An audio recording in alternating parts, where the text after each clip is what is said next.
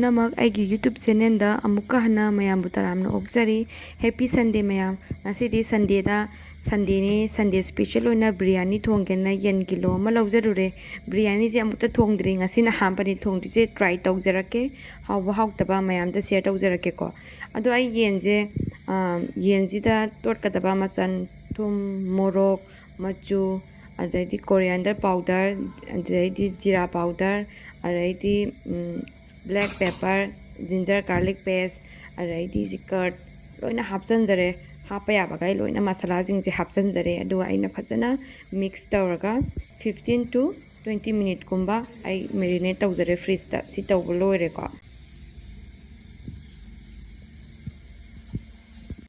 अदो तेलो बिजु चंगदोने तेलो वदगी सिदा मचन खरा लाइरे तेलो सिदा लाइरे सोइदोगा अदैदी सिना फदिकोम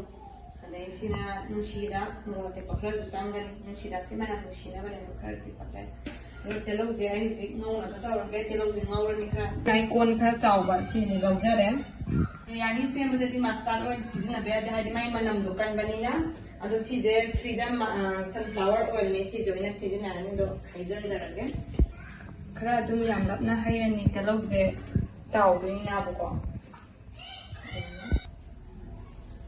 थाउजे सारे दुना याकना सानबिजे आते दुम सुन खरा नॉर्मल ना थमनी को थाउजे दुना तेलो जे खादा जरने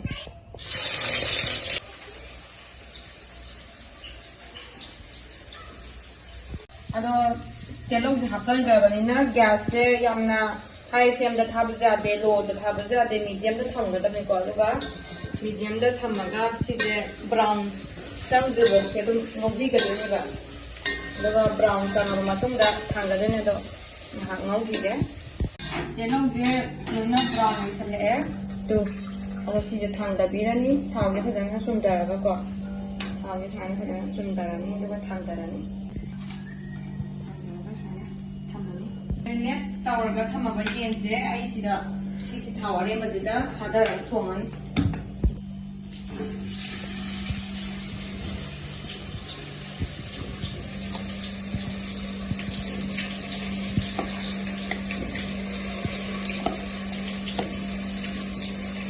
पीस खरा पिपा येन जिंजिना होरेन सिदा ओवन दा याइरनी होरेन बिरयानी का चानेंगाई प्रेशर 230 थमजरे अदैदी माकी मिनिट 60 मिनिट थमजरगे दमेरे बिरयानी दमे की बासमती राइस बिरयानी चेंगने को सिजे सिजे फजन चाथोगा इसिंग द तिंगा हाना हाफ एन आवर इसिंग द तिंगा थमदेबा अदो चाथोगा इसिंग तिंगा थमगे चाक से हाना चेंग के हाना सिदा सवालनी अदुगी मनम नुसिनिंगाई की तेजपत्ता रेडी सिदा लोंग एलाइजी दालचीनी लोइनमक हापचनजरे मनम नुसिनबगे अदो सि इसिंगे बुंग सवानदोइनेबा इसिंगे लोनबजिदा अखोइ थुमजे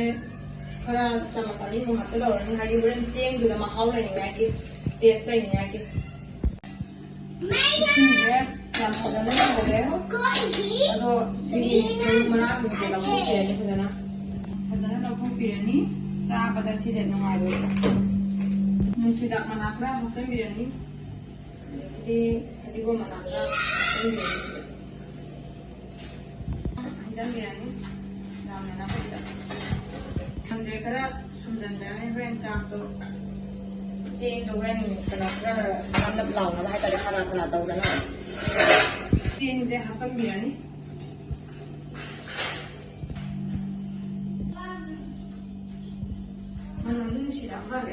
चाक से अखोगे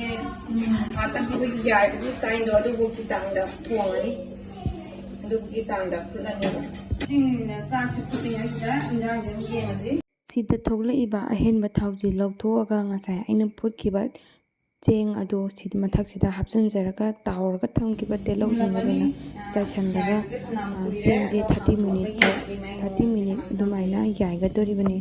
यामना मरु एबा तालक महाउ हेना लेहंगदबा तालक की वीडियो दुदि आई वीडियो से नंबर तबखा नममखे अरो कनागुंबा इचिनाउ सिंगना आइगी वीडियो से येंगबा बिरयानी थोंग बिनिंगबा यावरगदि कमेंट सेक्शन दा हाइबिरओ आई मथंगदा वीडियो ꯌꯥꯝ ꯐꯖꯅ ꯅꯥꯟꯅ ꯃꯊꯪ ꯃꯅꯥꯎ ꯅꯥꯏꯅ ꯁꯦꯝꯃꯒ ꯚꯤꯗꯤꯑꯣꯁꯦ ꯑꯃꯨꯛ ꯁꯦꯝꯃꯒ ꯊꯥꯒꯠꯆꯔꯛꯀꯦ꯫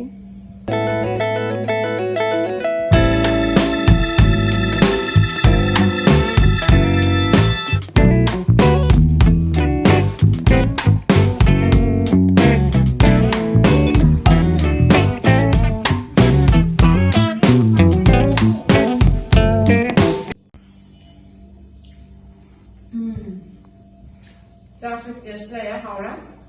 ꯌꯦꯡꯒꯗꯤ ꯑꯃꯨꯛ ꯁꯣꯞ ꯂꯥꯎꯔꯦ꯫ 오케이 따라. 여미 오나 여미? 여미.